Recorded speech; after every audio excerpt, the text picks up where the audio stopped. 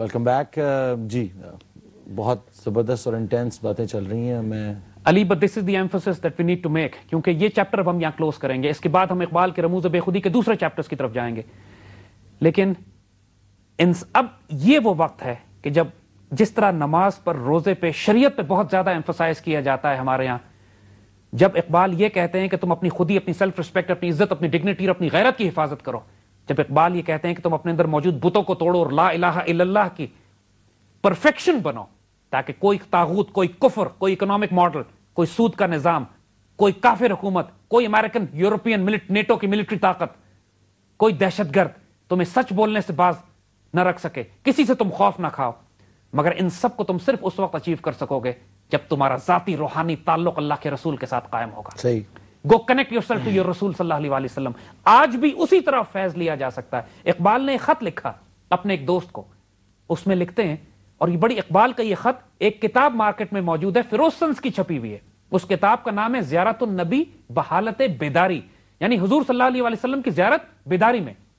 کیونکہ خواب میں زیارت حضور صلی اللہ علیہ وسلم کی تو سب تسلیم کرتے ہیں، لیکن اس کے آگے ایک اسپرچول ڈائمنشن ہے کہ بیداری میں حضور صلی اللہ علیہ وسلم کی طرف سے فیض کیسے ملتا ہے.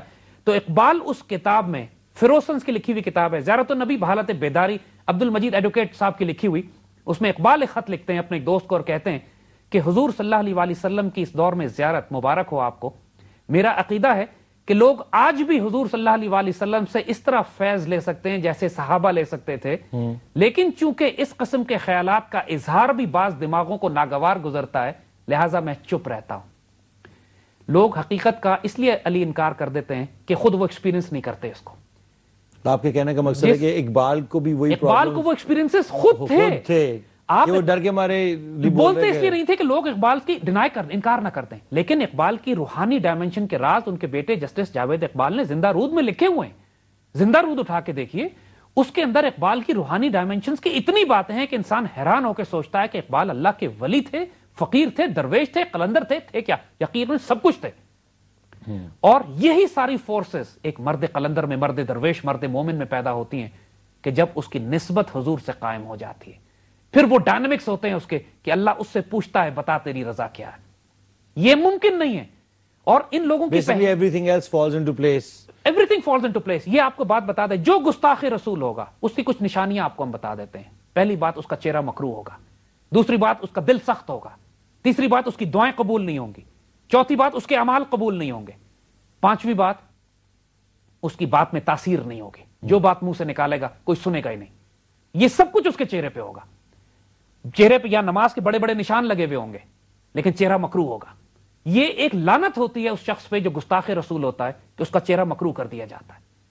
اقبال نے بڑا خوبصورت ایک شعر کہا تھا کہ تمہاری پیشانیوں پہ تو سجدوں کے نشان ہیں، کبھی کوئی سجدہ تم نے ایسا بھی کیا ہے کہ زمین پہ نشان رہ جائے؟ یعنی زمین پکار اٹھے کہ واقعی آج ایک مرد مومن نے سجدہ کیا تھا. وہ اذان جس سے لرزتا ہے شبستان وجود، وہ اذان جس سے پوری کائنات ہلتی ہے، ہوتی ہے بندہ مومن کی اذان سے پیدا. ایک بندہ مومن کی اذان ہلاتی ہے پوری کائنات کو. اگر اذان نہیں ہلا رہی ہے کائنات کو، اگر تمہاری بات میں تاثیر نہیں ہے، تمہارے چہرے پہ نور نہیں ہے، تمہارا دل نرم نہیں ہے، تمہاری آنکھوں سے حضور کا نام مبارک سن کے آنسو نہیں نکلتے، تو توبہ کرو، تمہارا عقیدہ ٹھیک نہیں ہے. توبہ کرو، تم کوئی حرام کام کر رہے ہو. توبہ کرو، تمہارا وجود حرام میں پلا ہوا ہے. کیونکہ جو سزا لگتی ہے کسی انسان کو، سب سے بڑی سزا اگر کسی مومن کو لگ سکتی ہے وہ یہ کہ حضور کے نام سن کر، حضور سے محبت کر کے، حضور سے تعلق کر کے، حضور کے روزے پر جا کر، حضور کو یاد کر کے اس کی آنکھوں میں آنسو نہ آئیں. اگر کسی کے ساتھ یہ نہیں ہو رہا ہے پھر اس کو دوبارہ توبہ کرنی چاہیے، اپنی ڈائریکشن ٹھیک کرنی چاہیے. اقبال کا حال یہ تھا، اقبال کا حال ہم آپ کو سناتے ہیں علی، کہ حضور کا اس میں مبارک حضور کے آگے، اقبال کے آگے لے لیا جائے تو دھاڑے مار مار کے ایسے روتے تھے کہ بے قابو ہو جاتے تھے. ایک آدمی حج کر کے آیا بڑی محفل میں، اقبال اس سے کہتے ہیں کہ تم مدینے سے ہو کر آئے ہو، اپنے پیر میری آنکھوں پہ پھیر دو تاکہ میں وہ کم از کم وہ مٹی میری آنکھوں پہ لگ جائے. اور وہ آدمی گھبرا گیا، محفل رونے لگی، اقبال رونے لگے. عشق رسول جنونی ہوتا ہے، دیوانگی ہوتی ہے. یہاں فتوے نہیں لگائے جا رہے ہوتے، یہ پیار کے معاملے ہوتے ہیں. جو عشق رسول جس کو نصیب ہو گیا، کائنات کو تبدیل وہی کرے گا. And this is the wisdom of اللہ، this is the reality of religion, this is the reality of a faith, and this is the message of Iqbal. Without your spiritual connection with Rasul Allah, تم تبدیلی کائنات میں نہیں لا سکو گے. اگر imagine کریں پوری پاکستانی قوم جو عاشق رسول ہے، اس کا تعلق حضور سے سچ مچ کنیکٹ ہو جائے اور پھر کیا اعمال میں برکات بھی. ہوگی, کیا اعمال میں بھی کیا فورسز ہوں گی جو آپریٹ کریں گی. ماشاءاللہ ماشاءاللہ ماشاءاللہ. That was very powerful. Of course, عشق رسول کے بغیر اس دنیا میں یا آخری دنیا میں بھی ہمارے کوئی مقام نہیں.